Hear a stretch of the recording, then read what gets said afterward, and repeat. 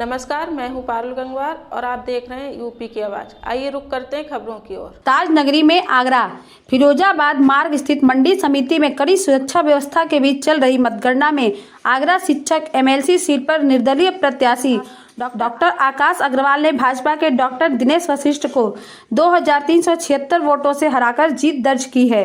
विजयी निर्दलीय प्रत्याशी डॉक्टर आकाश अग्रवाल को मिले 6690 वोट मिले हैं, जबकि दूसरे स्थान पर रहे भाजपा प्रत्याशी डॉक्टर दिनेश वशिष्ठ को 4314 वोट मिले हैं। डॉक्टर आकाश अग्रवाल की जीत के बाद समर्थकों में खुशी की लहर है। देखिए, इसके लिए मेरे पूरे 12 जिलों के जो वित्तीय शिक्षक हैं उन्होंने पूरा एकजुट होकर मुझे मतदान किया। उसी के वजह से हम इतनी अभूतपूर्व सफलता प्राप्त कर सके हैं। कितने मतों से जीते हैं आप? लगभग हम जो 2200 मतों से जीते हैं हम। आपका मुझे 6690 मत मिले हैं आपका।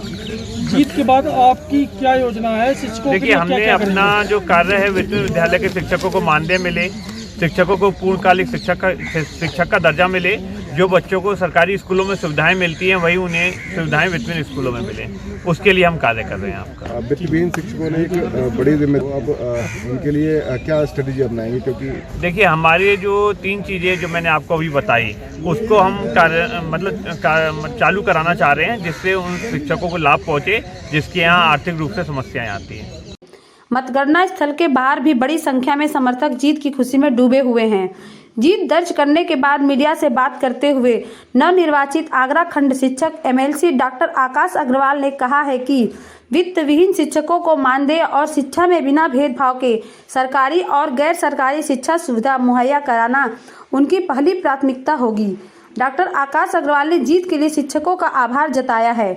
उन्होंने कहा कि चुनाव में भाजपा ने शिक्षकों पर अपने पक्ष में मतदान करने का बहुत दबाव बनाया है, पर उस दबाव को शिक्षकों ने नकारते हुए मुझे जिताया है।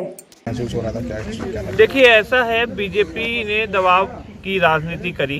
वह प्रबंधकों को दबा रही थी, धमका रही थी कि मतदान आपको जो है बीजेपी के पक्ष में करना है। जिन प्रबंधकों ने कुछ फोटो किसी और प्रत्याशी के समर्थन में लगा दिए थे, उनके पास रात में बीजेपी के कार्यकर्ता आके उन्हें उठा ले जाते थे और फिर मंत्री विधायकों के आगे बैठा दिया जाता था। उनके दबाव में वो फेसबुक पे चिट्ठी लिखते थे कि वह बीजेपी को समर्थन कर रहे हैं। तो जो हमारे शिक्षक समाज के सब जो शिक्षक हैं उन्होंने इस दबाव को नकार दिया, क्योंकि हम शिक्षक हैं, हम किसी के दबाव के आगे घुटने नहीं टेकते हैं। हम राष्ट्र को दिशा दिखाते हैं, हम अपने छात्रों का भविष्य बनाते हैं, तो हम किसी के दबाव में बिल्कुल भी नहीं आएंगे। यह शिक्षकों ने साबित कर दिया है।